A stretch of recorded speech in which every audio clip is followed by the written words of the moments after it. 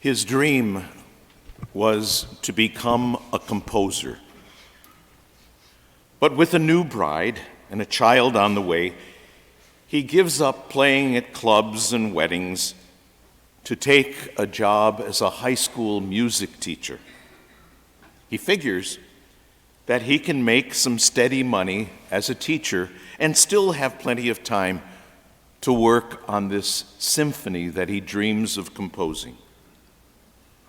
And so begins the story of Glenn Holland, as portrayed by Richard Dreyfuss in the movie Mr. Holland's Opus. His first day as a teacher in September of 1965 was a disaster. But with his doggedness and his decency, he coaxes his students to reach inside of themselves, to take a few chances, and to realize dreams that before they had never even imagined. Before he realizes it, Mr. Holland's temporary teaching gig had lasted 3 decades. Mr. Holland discovers that his great opus, his great work, is not his music, but it's his students. Instead of disappointment at never finishing the great symphony he dreamed of composing, Mr. Holland finds his life's purpose fulfilled in the many lives he's touched in his 30 years of teaching at John F. Kennedy High School. As one former student proudly tells him on his last day as a teacher, "We are your symphony." As Christians, each of us belongs the work, the opus of resurrection. This is what we celebrate at this time of the year. It's our work to bring the life and the love of God to the most everyday of situations.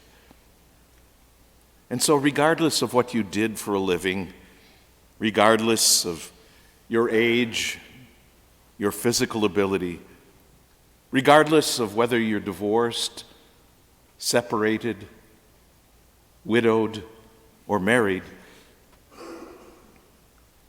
your work is to bring hope and life into situations of despair and death.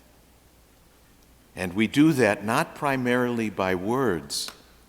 We do that by the way we handle these difficult situations that sometimes may seem hopeless. We do it by the way we handle these situations in our own lives. The readings we heard today present us with classic examples of death and despair. The first reading is from the prophet Ezekiel, and it's a response to one of the bleakest periods in the history of the ancient Israelites up to that time. Babylon had come, destroyed their temple, destroyed their city, routed their army, carried so many of their people off into exile. The people truly looked around them, and all they saw was death and destruction and hopelessness. Before the passage we heard today,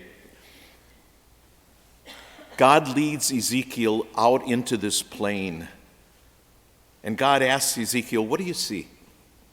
And Ezekiel looks around, and as far as he can see in any direction, all he sees are dried bones lying on the plain. And the Lord says to him, "I can bring these bones to life. I will raise you from your graves. I will breathe the spirit of life into you. And there shall no longer be death and destruction, but there will be life again." And so, in this reading from Ezekiel, Ezekiel prophesies to these hopeless people when God tells them, I will open your graves and you will rise from them. I will bring you back to the land of Israel. I will put my spirit in you and you will rise again. And then the gospel presents us with a similar situation, a common situation, one that we have all experienced, the death of a loved one.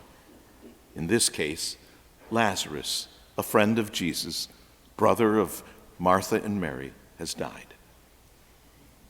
In a certain sense, there's nothing more hopeless than death. In terms of this life, it's final. When you're dead, you're dead. You're not here anymore. But Jesus enters into this situation and once again gives hope to the hopeless, gives life to the lifeless. The message is so clear in these two readings. No situation is beyond the power of God. And it's important that we hear those words and apply them to our own lives. There is no situation without hope. There is no situation without life. There are so many people in our world today who are waiting for the hope and the healing of the Easter promise. They're waiting without even knowing that they're waiting for this. They're waiting to rise from despair, to rise from cynicism, to rise from alienation, to joy, to hope, and a sense of belonging. Many people in our world today, in this consumer society, in this self-centered society, in this godless society, have backed the wrong horse. And at some point they will realize that the path they have chosen leads to death and hopelessness.